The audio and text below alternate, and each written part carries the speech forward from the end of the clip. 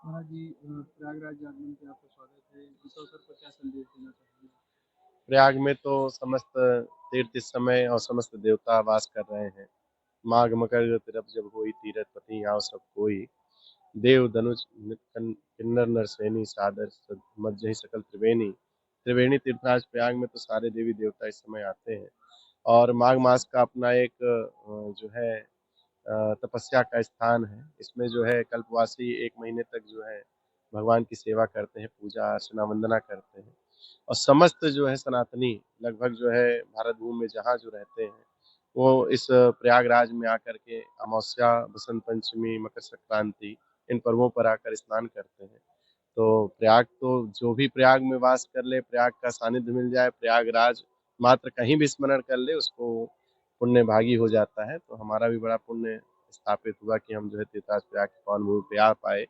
और अल्प समय के लिए आए, लेकिन भगवान की कृपा है कि हम इस पावन भूमि में आ सके। तो महाराज जी, एक सवाल, जैसे मौनी अमावस्या पे संतों के साथ थोड़ा बर्बरता हुई है, उस पर क्या आप कहना चाहेंगे? नहीं, बहुत अनुचित है, खेदपूर्ण है। प्रशासन ने बहुत ही अनैतिकता से जो है ये व्यवहार किया है संतों के साथ। ऐसा व्यवहार देखिए, आजकल बहुत आडंबरी संत भी हैं।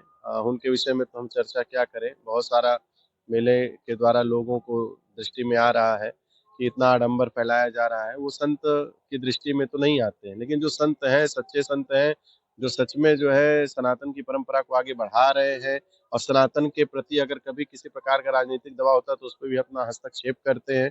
उसमें मुख्य रूप से जो है जिन पीठाधीश्वर की आप बात कर रहे हैं, उन्होंने हमेशा हर समय जो है सनातन धर्म को आगे बढ़ाया है, प्रचार प्रसार किया है। तो उनके साथ, उनके शिष्यों के साथ जो भी गतिविधियां हुई हैं, जो साधु संतों पर गतिविधियां हुई हैं पुलिस प्रशासन के द्वारा, वो होनी नहीं चाहिए थी। वो बर्बरता भी ठीक नहीं है, वो हाथापाई भी ठीक नहीं, धक्का मुक्की भी ठीक नहीं। अगर कोई ये कहता है कि सिर्फ धक्का मुक्की हुई तो भी ठीक नहीं है।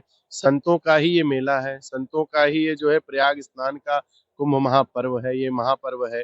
और संतों के लिए ही सारी व्यवस्थाएं करती है सरकार, फिर संतों के साथ ही दुर्व्यवहार। भाई, प्रशासन जो है, शासन या प्रशासन, ये दोनों सारी व्यवस्थाएं संतों के लिए करते हैं, तीर्थयात्रियों के लिए करते हैं।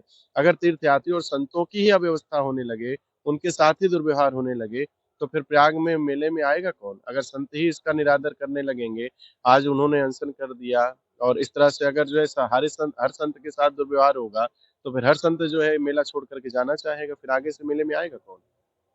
क्या सनातन धर्म के लोगों को क्या आप संदेश देना चाहेंगे?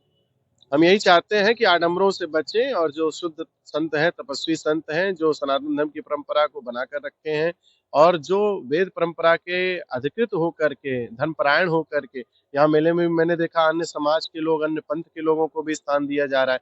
सनातन धर्म के प्रचार प्रसार के लिए जो है प्रयाग का हर वर्ष का मेला, कुंभ का मेला, ये हमारे सनातन धर्म के प्रचार प्रसार के लिए। यहाँ किसी और मंत और किसी मजहब और किसी पंथ के लिए स्थान नहीं है कि वो अपना प्रचार प्रसार करे।